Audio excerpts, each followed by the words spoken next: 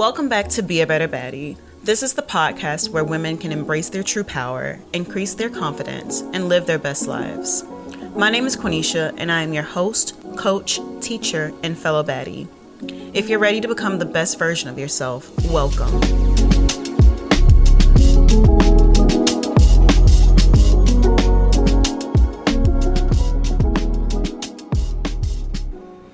So y'all, it is almost fall. Like basically it's fall. As soon as the temperature hit like 80 degrees in Houston, I was like, it's fall. It's basically fall. So I feel like this is every baddie's favorite time of the year to set new goals, pursue those goals that you may have started in the winter, like New Year, and you just need to revisit. Maybe you took a break over the summer. You just never know. Maybe you're getting into a new routine too. This is back to school season. So fall is that girl. September, August, October. This is the time of the year when I am always kind of getting it back together, getting back in shape and stuff. So I know that you all are doing that. So if you're creating new goals or routines, I know you're going to be great at that. I don't have to go over that with you. That's not what today's episode is about. And one, I know that because you're brilliant. You're listening to this podcast. And secondly, I know that because you've listened to episodes from the past that have covered these topics. If you would like a refresher on those topics, I'll link those relevant episodes in the notes for you. But today's episode is not about how to set goals or how to create a new routine. Today is about how to hold yourself accountable. Learning how to hold yourself accountable is definitely a skill that doesn't come easily. Right? You have to learn how to do it. You have to build that muscle, and you have to continuously build that muscle. Generally speaking, holding yourself accountable means taking responsibility for your actions in your life. It's managing your life, fulfilling the obligations that you've made to yourself and others, and not blaming others for your shortcomings. I feel like just hearing the definition of what it means to be accountable should help us grasp how important it actually is to be accountable, because it's just a phrase that we throw around every day, right? Hold yourself accountable. She doesn't hold herself accountable, but I really want to talk about the importance of holding yourself in particular accountable. And basically, holding yourself accountable is going to make you a better baddie. So if you're moving through life, which we all are, at some point you're going to set goals, you're going to make promises to yourself, you're going to make promises to other people. And the more you actually achieve these goals and the more you keep your promises to yourselves and the promises to other people, the more confidence you're going to build. The more confidence you build, the more solid your identity. Now, confidence in that strong sense of who you are is only built through accountability, right? Keeping those promises to yourself, doing what you say you're going to do, following through on your goals. And that is what builds a baddie. So now I'm ready to jump into some strategies that will help you build and strengthen that muscle for self-accountability. Number one is to revisit your why. We all begin our life projects for some reason, and that's our why, right? The root. Like it could be you started this weight loss journey because you didn't feel comfortable in your body anymore. Whatever that is your why. So when the going gets tough and we don't want to do it anymore, because that will happen, remembering your why is going to help keep you on track. So let me give you a more concrete example. Currently, I'm doing a 75-day challenge, and I've spoken about this on my Instagram and TikTok, I believe. Yeah.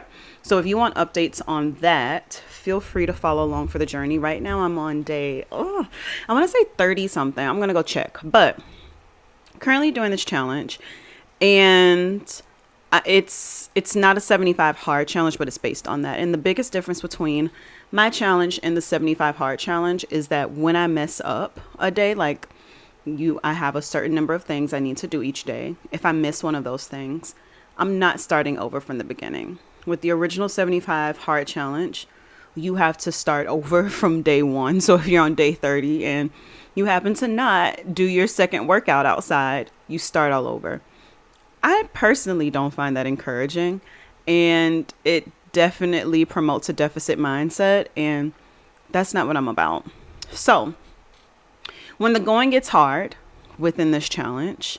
And in particularly, it's with reading my book every night, because some nights when I get in the bed, I'm just ready to go to bed. And that's a problem. And that's one of the things I've identified, right? I will put off reading until the very, very last minute, regardless of how many free spaces I had throughout the day to just pick up the book for 15 minutes and read. Sometimes I'm just like, oh my God, I got to read this book, right? And when I pick it up to read, and it's only 5 to 10 pages, I'm promising myself every day. So 5 pages minimum, which is easy. You can do that in 10 minutes. I remember my why whenever I do this, because this is the one that is the hardest for me. So one, I pick books that I want to read, and I need to remember that I got this book because I wanted to learn about this subject. I wanted to learn about this particular topic. So right now I'm reading Fighting for Our Friendships. Magnificent so far. I'm about at the midpoint, and it's by Danielle Brand. What's her name? I don't remember her name. It's Danielle something, but she also has a podcast, Fighting Friendship Forward. And the book is so good. It's so validating, and it's really making me question how I show up in my friendships and the things that I want for my friendships. I got this book because I wanted to learn more about it. So I was already personally motivated. Another why is because I want to be on my phone less during the day. So by me picking up a book, that is something that is off screen. I can dive into it, and it keeps me off my phone. And then 3, overall, like, I know that this reading is in this challenge. And even though I'm moving through this challenge with grace for myself, right? Not beating myself up for missing it. I'm also not going to be lazy and just say, oh, giving myself grace, just can't read tonight. Whoops me.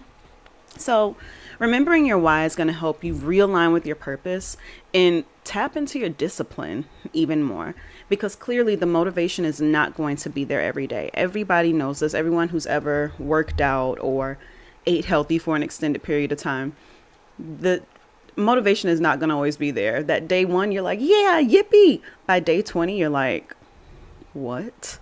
It's stupid. Like, I might as well just eat a cupcake. And I know that for sure. So number 1 for your self-accountability is to remember your why. Number 2 is to build a support system. Now, this support system can be a group of friends or family. It can be your significant other. It can be a platform. It could be an accountability group. It could be anything, right? But you just need something that is always going to remind you that, hey, remember you said you want to do this thing? Hey, we're doing this thing together, right? That is always going to help whip you back into shape.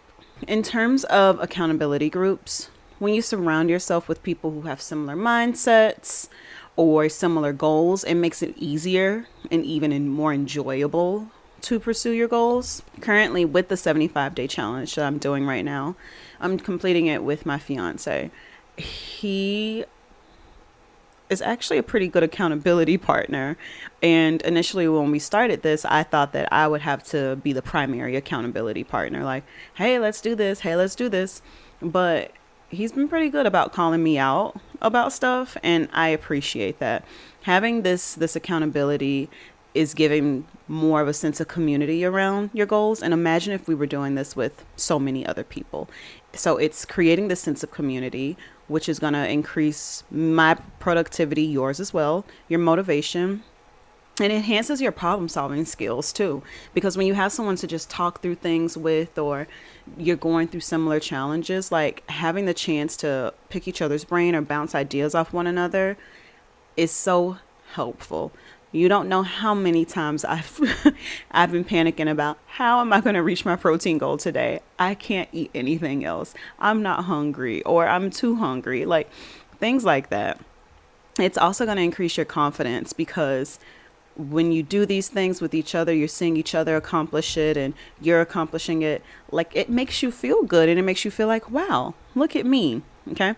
I've ran a few accountability groups in the past, and they've always been so empowering, especially be around other women who are pursuing their goals, have everyone give feedback on those goals, and have women come back and report their successes. I'm not launching an accountability group right now, but I will in the future, the soon future, the near future. So just be on the lookout for that. I'll probably announce it on TikTok and Instagram. Now I want to talk about platforms like ClassPass. ClassPass is my number one accountability. Well, no. ClassPass and I think my Lose It app are my favorite accountability apps on my phone. So, one, I love ClassPass because it gives me access to a wide range of workouts. If I don't have diversity in my workout routine, I'm going to get bored. I'm not going to want to do it anymore. So having the chance to go visit a lot of different studios and do a lot of different workouts with different people, I truly enjoy. Secondly, I'm paying for it.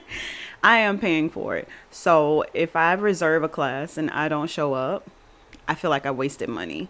And I personally don't like taking money and throwing it in the trash because that's not fun. So ClassPass holds me accountable with that. And then with my Lose It app. So Lose It is my food tracking app. And I'm going to talk about that a bit more in my third point about how to stay more accountable. But Lose It, I get notifications about, hey, track your breakfast. You usually eat breakfast around this time. Or, hey, you ate a really good breakfast yesterday with high protein. You should consider eating that breakfast again.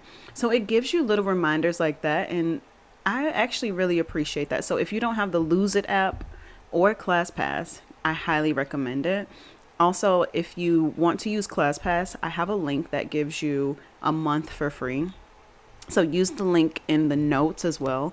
If you've never used ClassPass before, you want to explore it, you can get a month for free with it, with that link.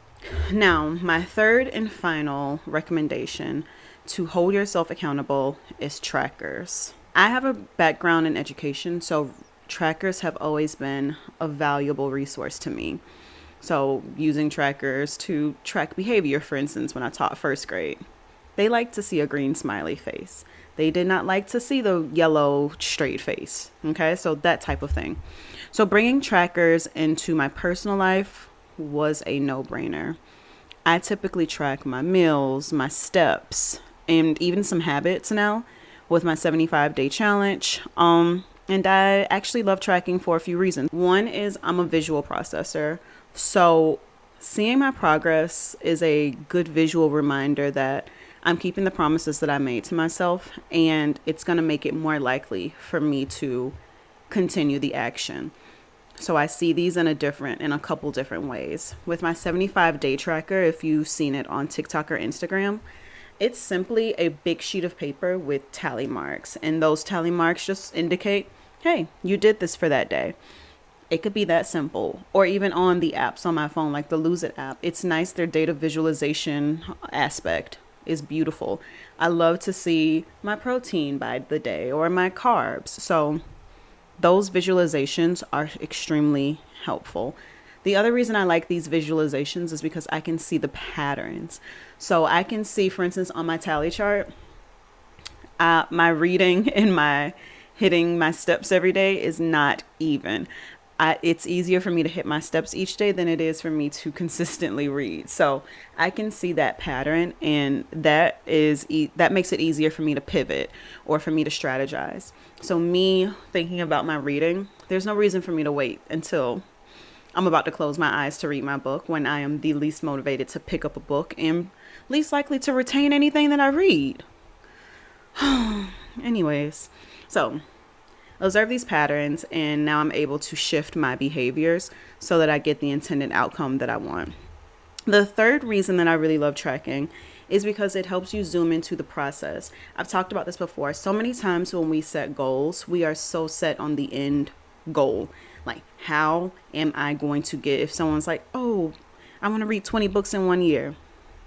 They're so focused on hitting the 20 books that they don't even focus on the book that they're reading. Like, why do you want to read 20 books? Just to read 20 books? Or do you want to enjoy 20 books? Like, what is the process? What's the purpose? So having a tracker really helps you zoom in on the process, especially when it is a long process and one where if you focus on the end goal, you won't be happy if you don't reach it, right? And that happens most of the time. if you say, and I always use weight and like exercise just because that's easiest for me to talk about. If I said I wanted to lose 20 pounds, if I continuously just keep looking for, I'm not closer to 20, I'm not closer to 20. Instead, you want to focus on building the habits and building the identity of a person that does lose 20 pounds, right? That person who does achieve that body type and maintain it. That's what you should be thinking about. So there you have it, my baddies. We have covered the topic of accountability today and how to hold yourself accountable. If you found this episode helpful, please, please, please just take a few seconds of your time to like this podcast. It's free. It's an easy way to let me know, hey, I'm listening. I love what you said. It's an easy way to let the podcast platforms know that, hey, we like her content and it should be spread out. It should be more known. So I'd appreciate that. Leave a review if you're feeling extra friendly, and let me know what you think about this episode. You can leave a comment on Spotify, which I really appreciate. And if you're on YouTube, you can also leave a comment. So that being said, I hope you all have a beautifully, positively productive day. And I'll see you guys on the next episode. Or if you want to make sure that we stay connected, I'm on Instagram and TikTok as well. And have a good one. Bye.